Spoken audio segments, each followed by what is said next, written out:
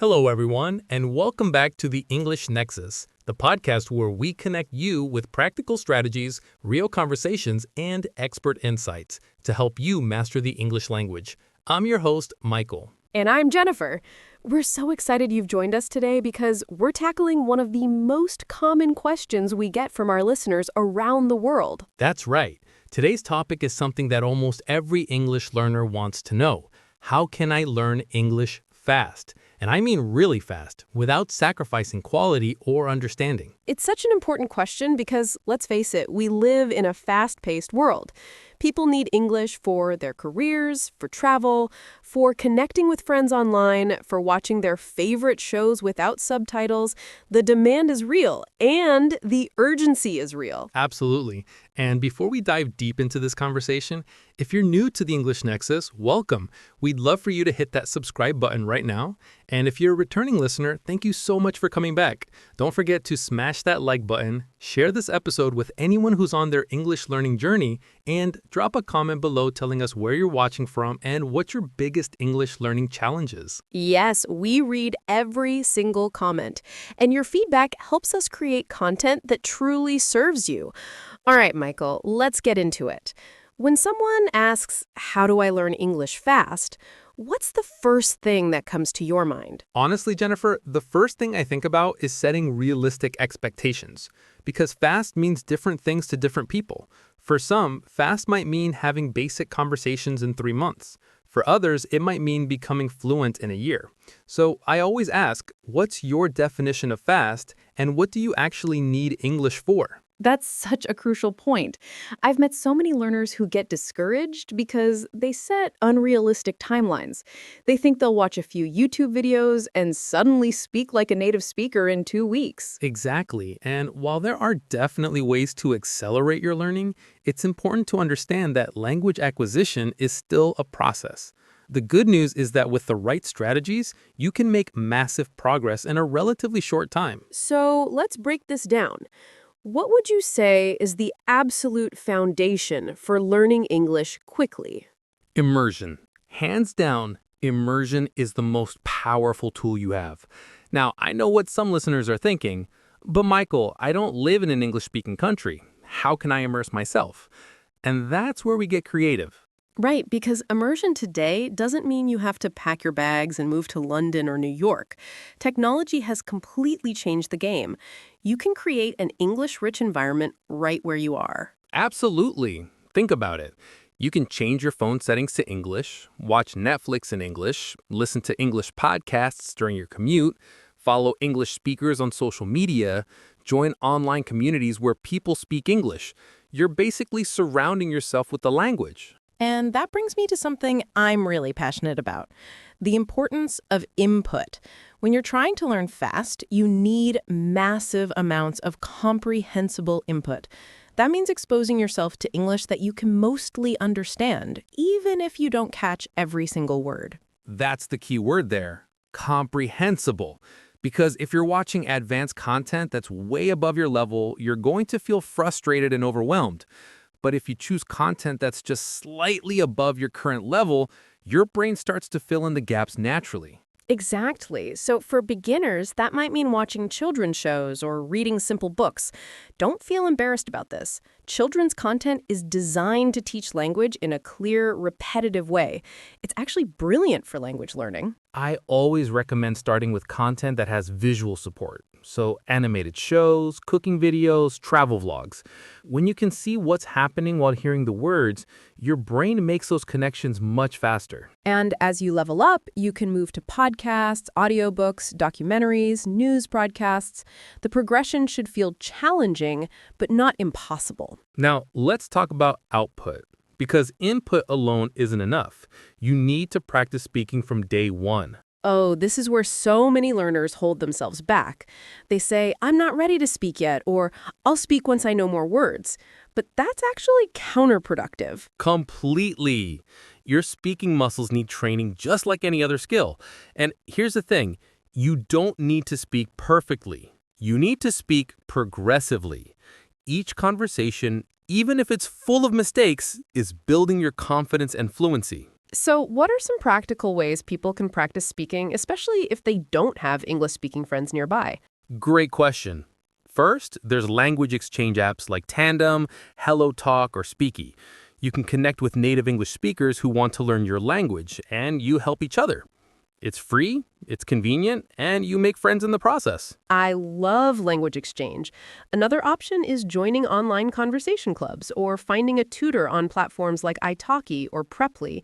Even having a 30-minute conversation once or twice a week can dramatically accelerate your progress. And don't underestimate the power of talking to yourself. I know it sounds weird, but narrating your day in English is incredibly effective. Now I'm making coffee. I'm pouring water into the kettle. The water is boiling. Yes, or having imaginary conversations. Practice what you'd say in different situations. At a restaurant, at a job interview, meeting someone new. Rehearse these scenarios out loud. Another game changer is recording yourself. Use your phone to record yourself speaking for 2 or 3 minutes about any topic. Then listen back. You'll notice your mistakes, your pronunciation issues, your hesitations. This awareness is the first step to improvement. And speaking of pronunciation, let's address that because it's such a big concern for learners. How important is perfect pronunciation when you're trying to learn fast? Here's my take. Clarity is more important than perfection. You want to be understood, but you don't need to sound exactly like a native speaker. In fact, English is a global language now, with so many different accents and varieties. Absolutely. Indian English, Nigerian English, Singaporean English, Australian English, they're all valid. What matters is that you can communicate your ideas clearly. That said, working on pronunciation does help you be understood better, and it actually improves your listening skills too. When you know how words are supposed to sound, you recognize them more easily when others speak. So, what's your advice for improving pronunciation without obsessing over it? Shadowing is my favorite technique. You listen to a native speaker, and you repeat exactly what they say, trying to match their rhythm, intonation, and pronunciation. You can do this with podcasts, YouTube videos, TV shows, anything. And it's important to focus on the music of the language, not just individual sounds. English has a rhythm to it. We stress certain words in a sentence and reduce others. We use intonation to express meaning. These are the things that make you sound natural. Exactly. Also, learn the phonetic alphabet. I know it seems like extra work, but understanding IPA symbols helps you look up correct pronunciations in the dictionary and actually know how to produce those sounds. Now, let's talk about vocabulary, because everyone wants to expand their vocabulary quickly. What's the smartest approach? Quality over quantity. Instead of trying to memorize random word lists, focus on high-frequency words first. There are about 1,000 words that make up around 80% of everyday English conversation. Master those first. And learn words in context, not in isolation. Don't just memorize happy means content or pleased. See it in sentences. I'm happy to help you. She looks happy today.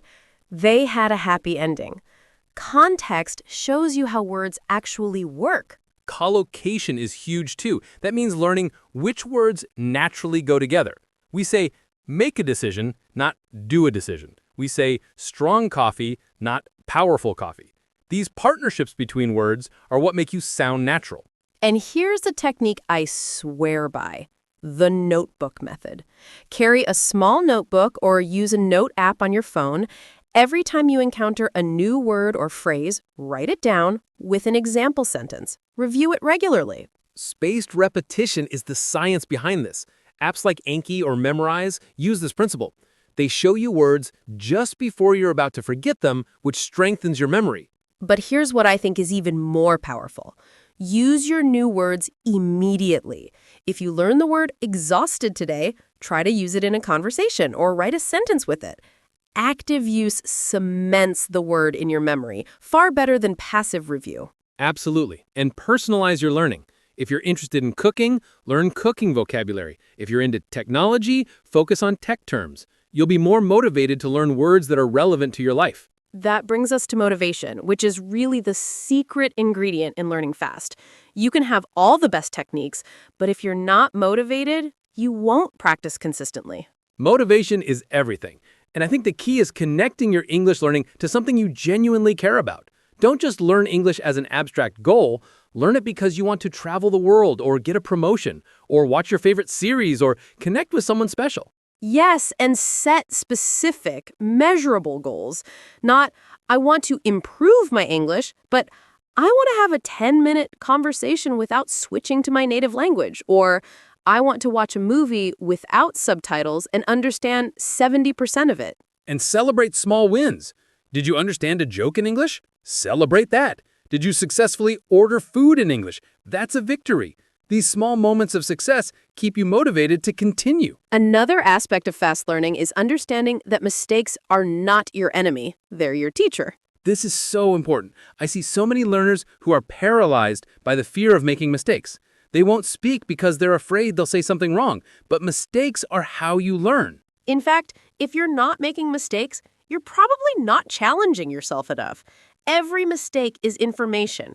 It shows you what you need to work on. And native speakers make mistakes too. We say I should of instead of I should have. We mix up who and whom. We create grammatical errors all the time. Language is messy and human. So embrace the messiness. Laugh at your mistakes, learn from them, and move on. Don't let perfectionism slow you down. Now, let's address grammar, because this is controversial. How much grammar should you study if you want to learn fast? This is where I have a strong opinion. I think excessive grammar study actually slows people down. You don't need to memorize every tense and rule before you start using the language. I agree. Children learn their native language without studying grammar rules. They acquire it through exposure and use. That's the natural order of language learning. That said, some grammar awareness is useful, especially for adult learners. Understanding basic sentence structure, common tenses, and how questions work gives you a framework. My approach is learn grammar just in time. When you encounter a structure you don't understand, look it up. When you keep making the same mistake, study that specific grammar point. It's targeted and practical. And focus on understanding grammar through examples, not by memorizing rules. See how native speakers use the present perfect in real conversations, not just learn that it's have, has, plus past participle. Exactly. Grammar should serve your communication, not restrict it. If you can communicate your idea even with some grammatical errors, that's still effective communication. All right, let's talk about a resource that's often overlooked, reading.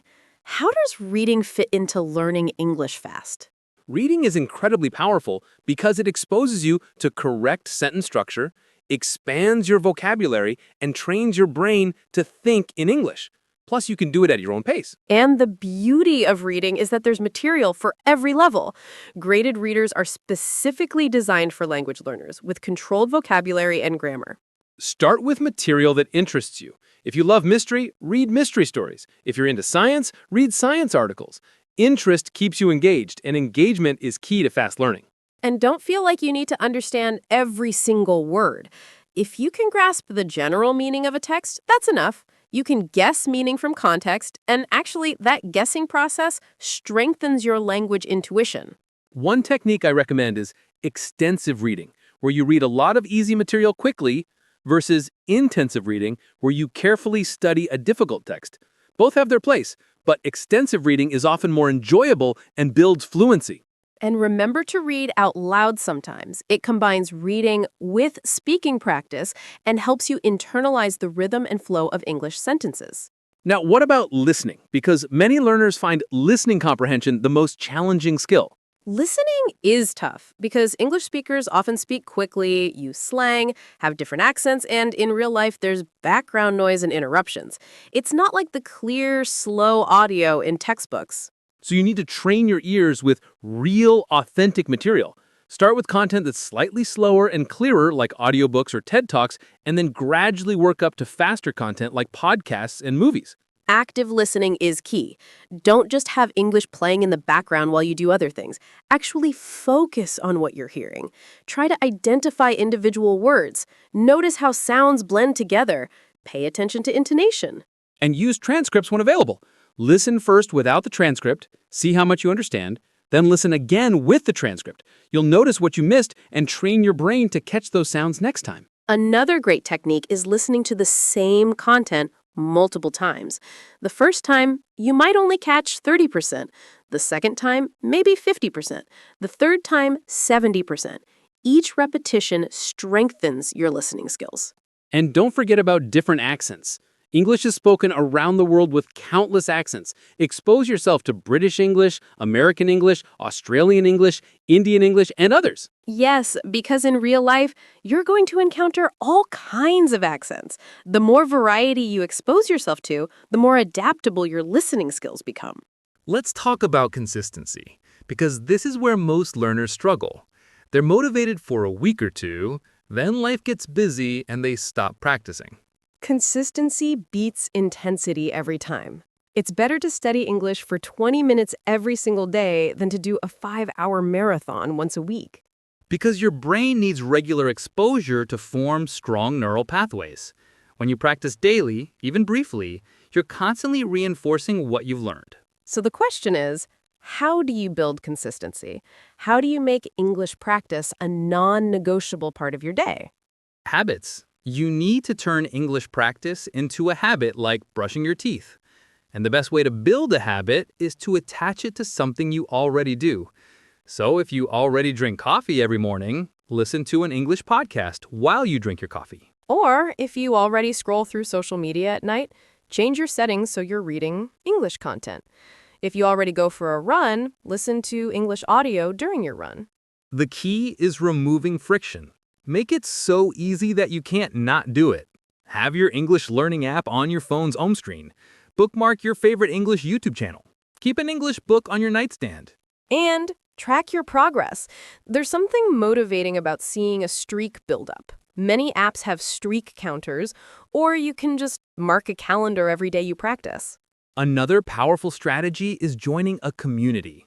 When you're part of a group of English learners, you have accountability and support. There are so many online communities now. Facebook groups, Discord servers, Reddit communities like r/English learning, WhatsApp groups. Find your people. And don't be a lurker. Participate, ask questions, help other learners. Teaching others is actually one of the best ways to reinforce your own learning. Absolutely.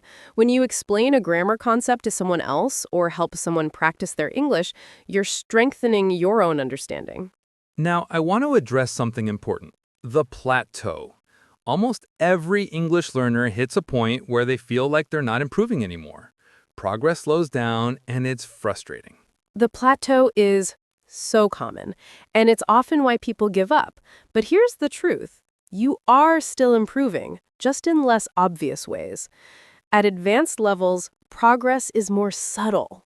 Right. When you're a beginner, you go from knowing zero English to having basic conversations. That's dramatic, visible progress. But when you're intermediate, you're refining nuances, expanding your vocabulary in specific domains, improving your accent. It's less obvious, but still valuable. So what do you do when you hit a plateau? First, change something. If you've been focusing on grammar, switch to speaking. If you've been watching American shows, try British podcasts. Variety stimulates your brain.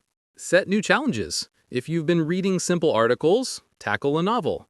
If you've been having casual conversations, try debating complex topics. Push yourself out of your comfort zone. And remember your why. Why did you start learning English? Reconnect with that motivation. Sometimes we need to remember the bigger picture. Let's talk about specific learning techniques that accelerate progress. We've mentioned some, but I want to dive deeper into a few more. Okay, so one of my favorites is chunking. Instead of learning individual words, learn chunks or phrases that are commonly used together. Like, instead of learning take, decision, and time separately, learn take your time and make a decision as complete phrases. Exactly. This is how native speakers actually store language in their brains. We don't construct sentences word by word. We use prefabricated chunks. Another technique is translation, but in a specific way. Take something you need to say in your native language and figure out how to say it in English. This is practical and immediately useful. But be careful with word-for-word translation because that leads to unnatural English. Instead, look for how native speakers express that idea, even if the structure is completely different. Right. And this is where a language exchange partner or teacher is invaluable. They can tell you, we don't say it like that, we say this instead. Another powerful technique is scripting. Write out conversations you anticipate having, then practice them until they become natural. So, if you know you have a job interview next week, write out answers to common interview questions in English, practice saying them, get feedback, refine them, practice more. Or if you're traveling, script typical interactions, checking into a hotel, asking for directions, ordering at a restaurant. When the real situation comes, you'll be prepared. This removes the cognitive load of trying to formulate sentences in real time. You've already done that work, so in the moment, you can focus on communication. Now let's talk about technology, because we have some incredible tools available now that didn't exist even 10 years ago. AI language learning tools are exploding right now. ChatGPT and Claude can be your conversation partner, your grammar checker, your writing tutor, available 24/7 for free. You can ask AI to role-play scenarios with you, correct your writing, explain grammar in simple terms, create custom exercises, even generate stories at your reading level. Language learning apps like Duolingo, Babbel, and Busuu use gamification to make learning fun and track your progress. They're great for building consistency because they're designed to be addictive. YouTube is an absolute treasure trove of free content. There are channels dedicated to English learning, but also just regular content you can learn from. Cooking channels, gaming channels, science channels. And with features like adjustable playback speed and auto-generated captions, you can customize the content to your level. Start at 0.75 speed if you need to, then gradually increase. Podcasts are another incredible resource. They're perfect for commute time or while doing chores. And many podcasts release transcripts so you can read along. For speaking practice, there's an interesting new category of apps where you can have conversations with AI. Apps like Elsa Speak and Speak focus on conversation and pronunciation practice. And don't forget about social media. Twitter, Instagram, TikTok. These platforms are full of English content, and the language is current and authentic. You learn slang, memes, and how people actually communicate today. Just be selective about who you follow. Follow accounts that post in clear, quality English, not accounts full of typos and grammatical errors. Now, I want to address something that doesn't get talked about enough: the importance of understanding culture when learning a language. This is so true. Language and culture are inseparable. When you understand the culture, you understand why people say things a certain way, why certain jokes are funny, why certain phrases are polite or rude. For example, English speakers, especially Americans, often use indirect language to be polite. Instead of saying, "That's wrong," we might say, "I'm not sure that's quite right." If you don't understand this cultural context, you might miss the meaning. Or British understatement. When a British person says, "That's quite good," they might actually mean, "That's excellent." But if you translate literally, you'd think they're being lukewarm. So immerse yourself in the culture too. Watch movies and TV shows, not just for the language, but to understand the values, the humor, the social norms. Read about the history of English-speaking countries. Listen to their music. Follow their news. The more you understand the culture, the more deeply you understand the language. And if possible, make friends with native English speakers.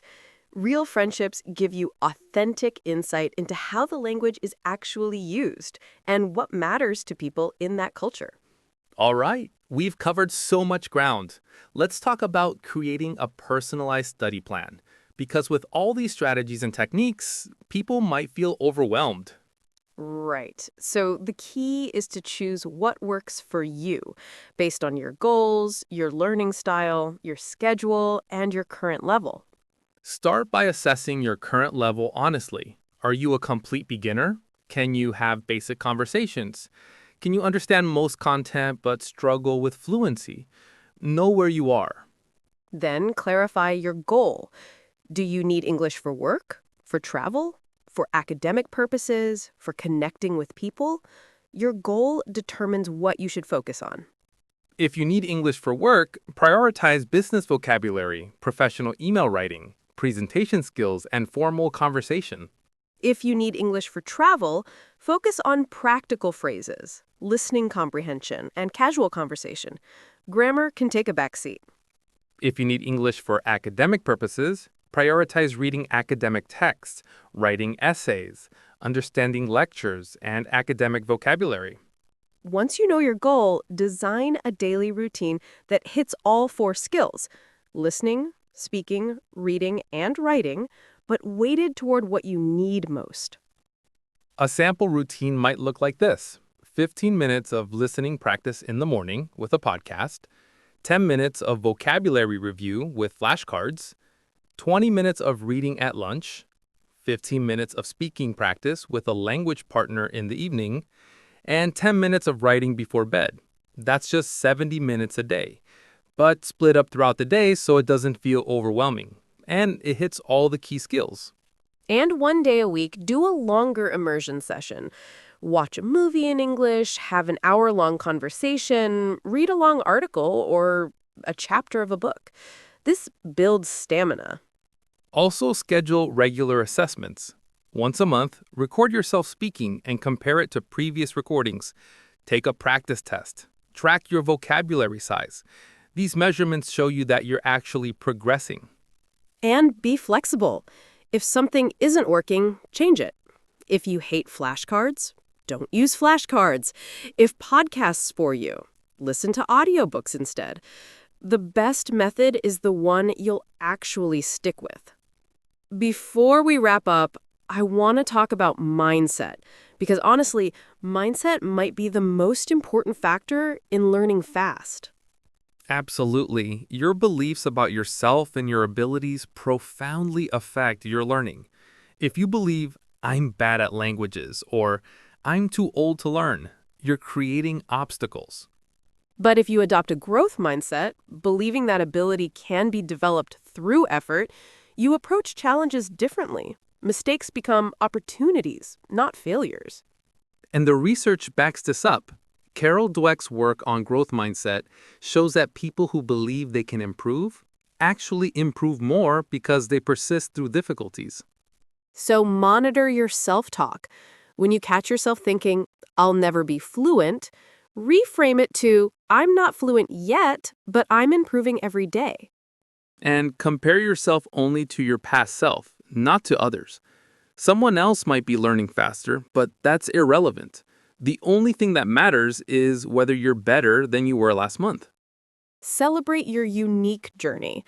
Maybe you have an amazing vocabulary but struggle with pronunciation.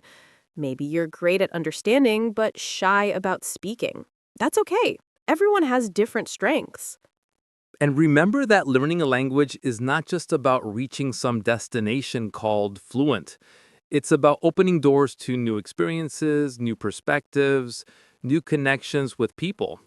Even at intermediate levels, you can travel, make friends, access information, and enjoy media in English. You don't have to be perfect to gain value from your learning. So let's summarize everything we've discussed today because we've covered a lot.